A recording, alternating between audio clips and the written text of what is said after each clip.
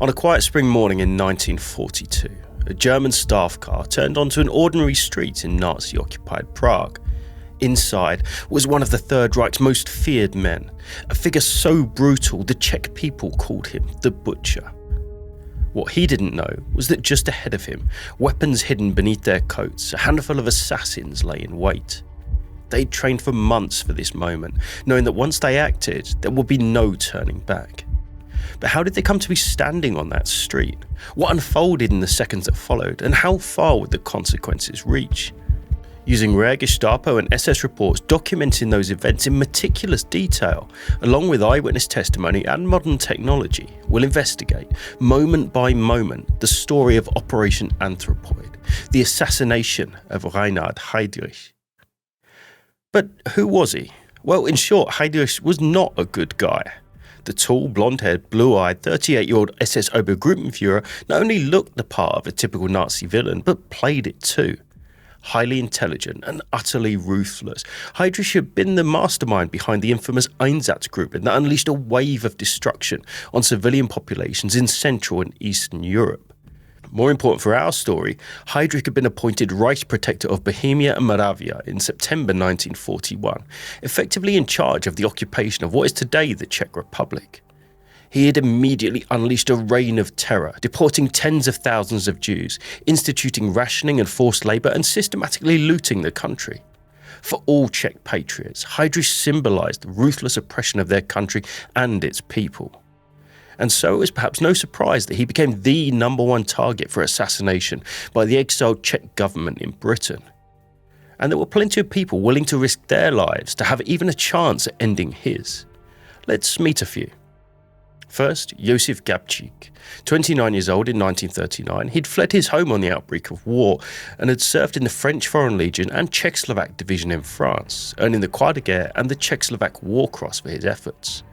Popular with his comrades, he was known for his sharp temper and direct communication. In contrast, his 28-year-old friend and comrade Jan Kubiš was a quiet and soft-spoken man. Like Gabčík, Kubiš had also fought in the French Foreign Legion and the Czech Division and had earned the Czechoslovak War Cross.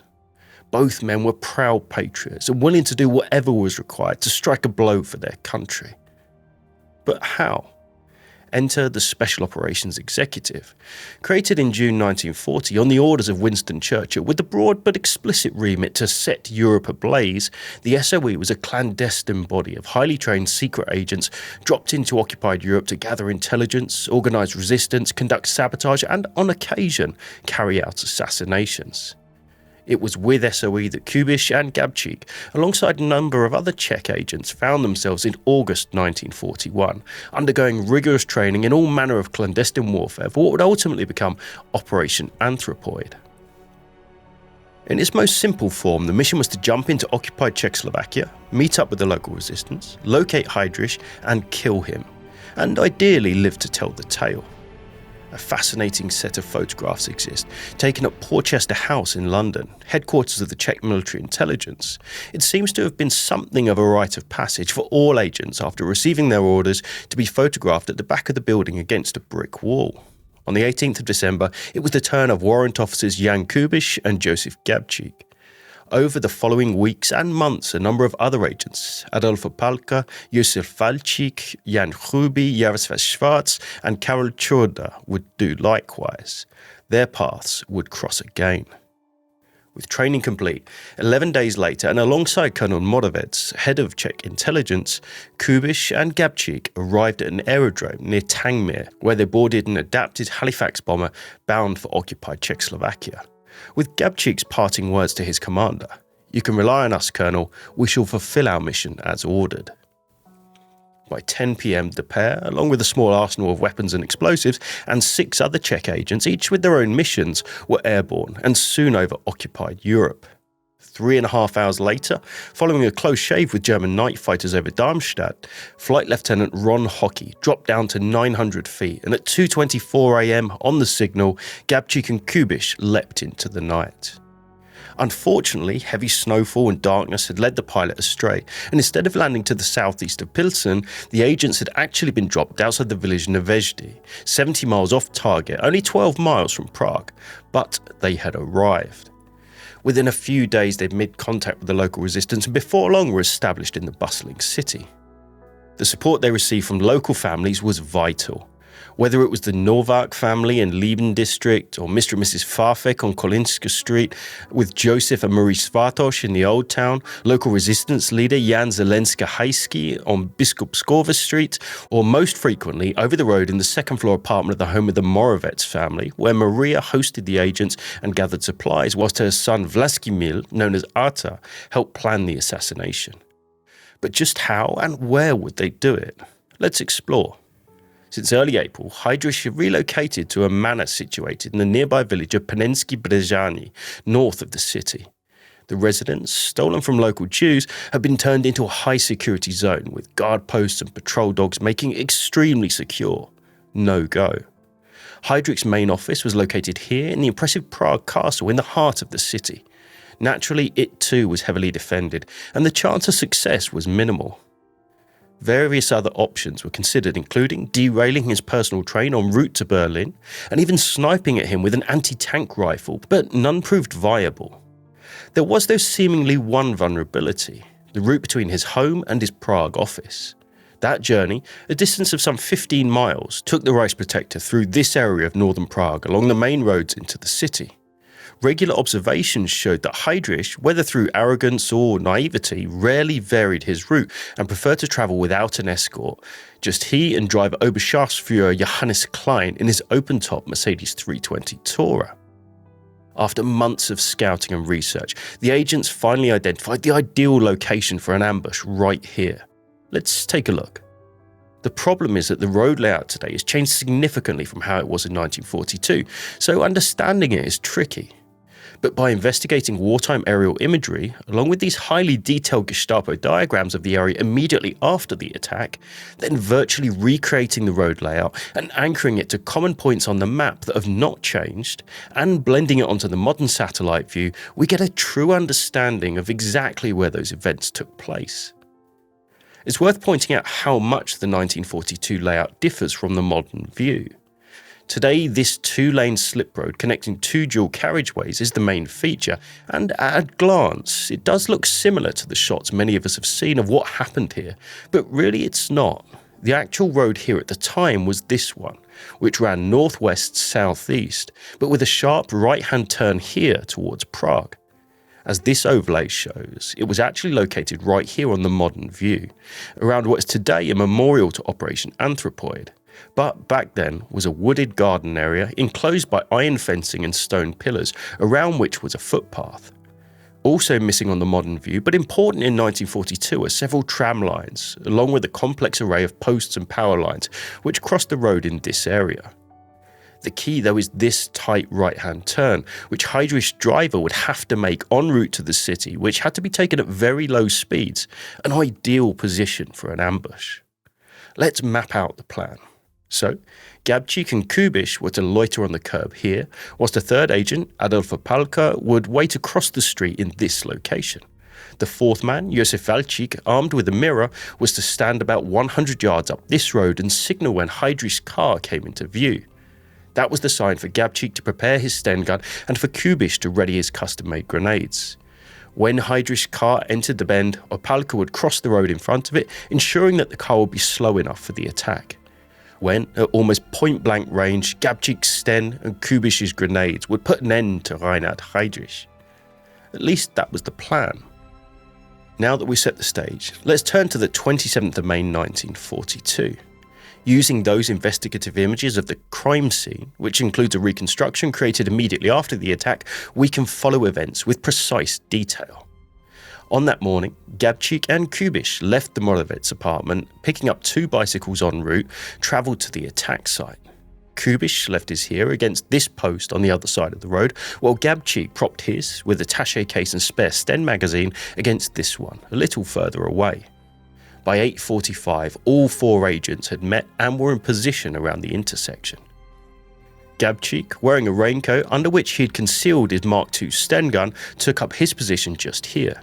Kubiš, with a coat and flat golfer's cap, stood just beyond him, ready with a modified Type 73 British anti-tank grenade in his brown leather attaché case.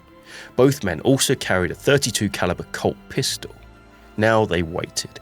Directly over the road, standing about here, was Adolf Opálka, and as agreed, 100 yards up this road was Josef Valčík. Heydrich was due to arrive about 9:20 a.m, as he did regularly when commuting into the city. The minutes ticked by. 9:20, 9:25, 9:30, but no Heydrich. The men couldn't have known it, but the Reichsprotector was taking it easy that morning, enjoying a late breakfast and family time in the garden. Finally, at 10 a.m, Heydrich joined the waiting driver Klein outside his home, and climbing into the front passenger seat, the pair set off for the city. They passed a series of static police checkpoints along route, but were otherwise alone on their journey. 32 minutes later, and at the point of giving up, Valčík spotted Heydrich's Mercedes approaching down what was then Kirchmeierstrasse. Turning to his left and flashing his mirror down the road, he warned the others who approached the roadside. Seconds later, Heydrich's car, top down, came into view and, as planned, began to slow to make the sharp right turn towards Prague. It was now or never. Let's walk through the ensuing chaos second by second. Let's just pause for a moment right here. As you can probably tell by now, this is a very intricate story, full of incredible detail from all sides, much more than we can normally fit into a short format YouTube doc like this one. So for those wanting to know more, be sure to check out our dedicated weekly Second World War podcast, World War II Both Sides of the Wire, where I recently joined regular hosts Professor Matthias Strone and Jesse Alexander in a multi-part series to take a deep dive into Operation Anthropoid, where we cover lots of aspects that we simply couldn't fit in here. Check it out at the link in the description or wherever you get your podcasts. Anyway, back to the story. As the Mercedes reached this point in the turn, it slowed down greatly, and at the same time a tram entered the intersection here, moving in the opposite direction. Just then Opálka took his chance and dashed across the street, forcing the car to brake. In that crucial moment, only feet from Heydrich, Gabčík raised his Sten, pulled the trigger, and nothing. His weapon clicked and clicked as he stood fixed to the spot, but it didn't fire. One can only imagine that split second when Heydrich and Gabčík surely looked at each other in mutual shock. Recovering quickly, an enraged Heydrich shouted something to his driver, who slowed to a stop, not knowing that Kubiš was on the scene with his grenade. In the same instant, he held the bomb, which exploded on impact above the running board just forward of the right rear wheel. There was a huge blast, so powerful that it shattered the windows of the passing tram, ripping through the bottom of the car door and sending metal fragments directly through Heydrich's seat, which lodged in his back. Utter chaos erupted as terrified tram passengers spilled into the street. Kubiš turned and ran past Gabčík to his bike left here and threw down his cap and began pedalling away as fast as he could, firing a single shot over his shoulder as he did so. Heydrich and Klein both managed to stagger out of the smoking wreckage, pistols in hand, with the former probably firing a single shot before his Luger jammed. Gabčík, who had been jolted back to his senses by the explosion and who now dropped the Sten, later photographed where it fell and fumbled to draw his own pistol. With his planned route of escape by bicycle now blocked by the stationary tram and its disgorging passengers, Josef turned left and fled round the corner onto Kirchmeier Street. It was now that witnesses report that Heydrich, apparently feeling the full impact of his injuries, doubled over in pain onto the hood of the car, ordering Klein to follow as the assassin made a break for it. The chase was on. While Kubiš, Opálka and Valčík scattered in different directions, Gabčík was in the foot race of his life. Let's follow his route street by street. Sprinting as fast as he could up the hill down which Heydrich had driven, with Klein in pursuit, he turned several times to fire at the driver, who paused to fire back. Gabčík then turned left here, and with Klein still on his heels, looked for an escape route as he stumbled down the steep hill. Crossing directly over the junction, he continued on until he reached this spot. Which way to go, left or right? Apparently unsure, he chose a third option, to enter a butcher's shop, which at the time was located right here. Zooming in onto the street and exploring this Gestapo shot from that very location allows us to line it up. Note the brick wall, the pillar just here, the building entrance and windows, which all match.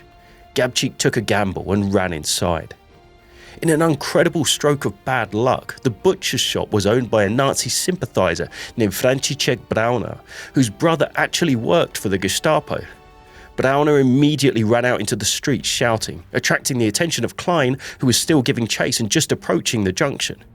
Gabčík quickly realised that the shop had no rear exit, so doubled back and almost literally ran right into his pursuer, who had taken cover at this pillar.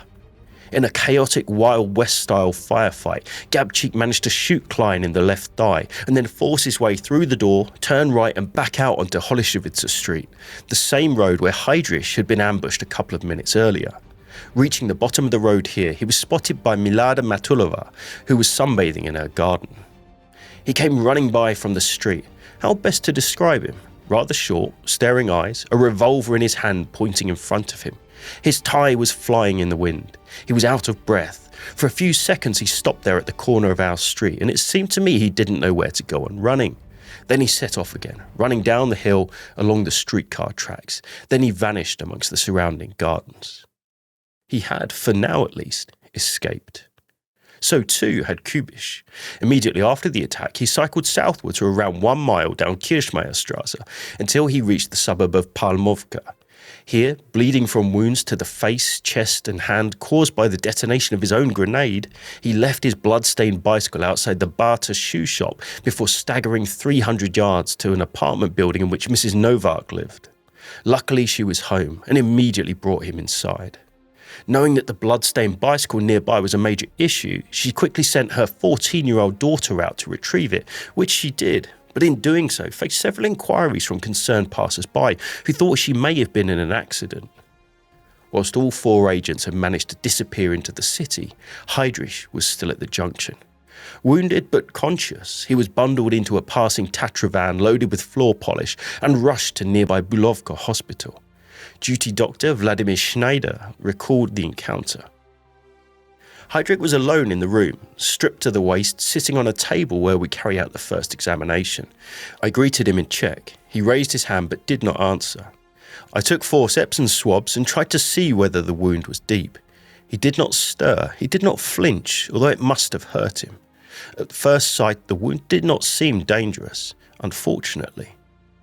Further investigation by a German doctor revealed a 10 by 5 centimetre wound in the left lower back, a collapsed lung, broken 11th left rib, ruptured diaphragm and metal splinters lodged in his spleen.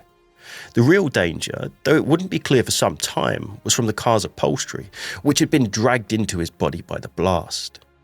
Despite the tremendous pain, Heydrich remained conscious throughout, even walking to and from the X-ray machine. The immediate fallout in Prague was utterly brutal. Minister Karl-Hermann Frank declared martial law that very afternoon, with all cinemas, restaurants and theatres forced to shut as thousands of security personnel flooded into the city, which was effectively sealed off from the outside world, with this message printed on flyers and broadcast over the radio. A civilian state of emergency is imposed with immediate effect.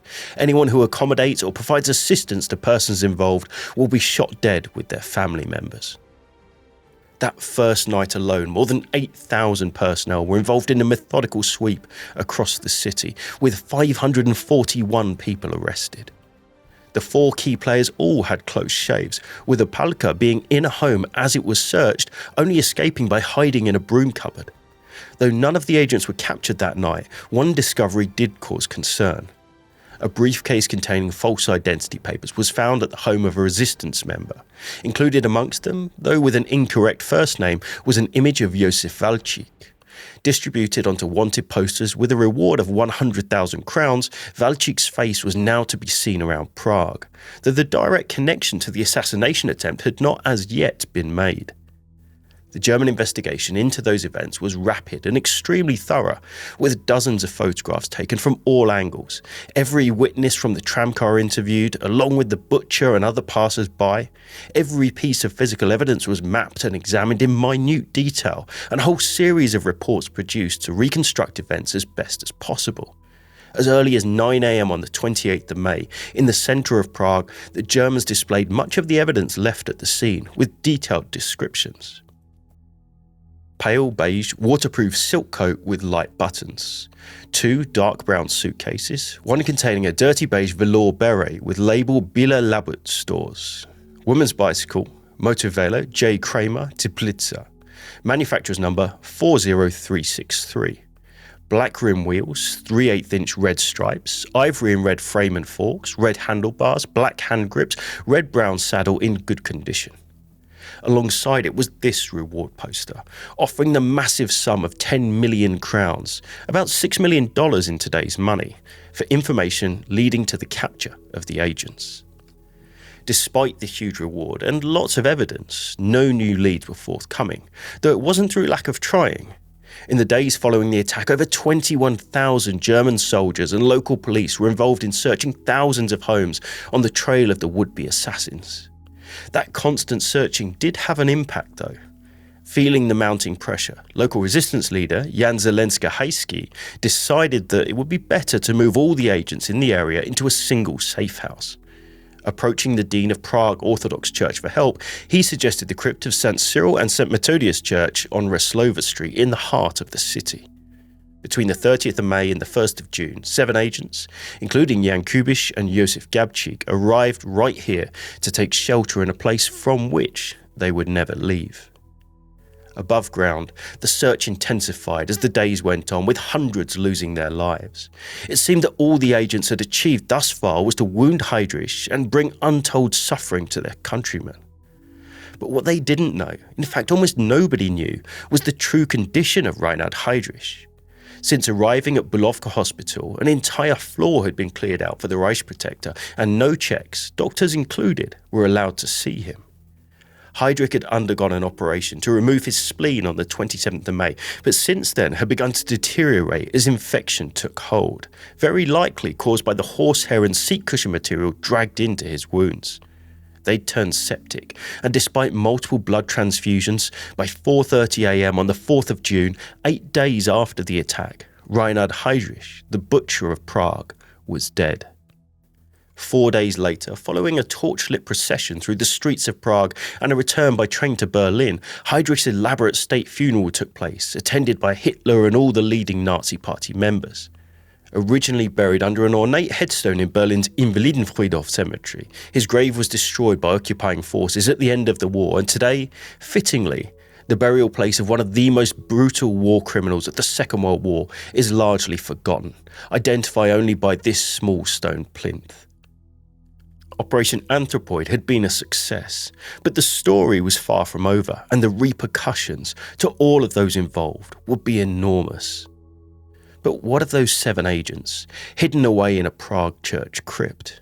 Betrayed by a countryman in the days to come, they would make a courageous last stand against overwhelming odds in one of the outstanding acts of defiance of the Second World War. That powerful story is the subject of our very next video. Thanks for watching. If you enjoy content like this, be sure to check out our dedicated podcast, World War II, Both Sides of the Wire, where each week our hosts, Professor Matthias Strone and Jesse Alexander, explore famous episodes from the conflict from both the Allied and Axis perspectives. Finally, I just wanted to add a quick shout out to all our Patreon and YouTube members. Your support makes videos like this possible. That's all this time. We'll see you again soon.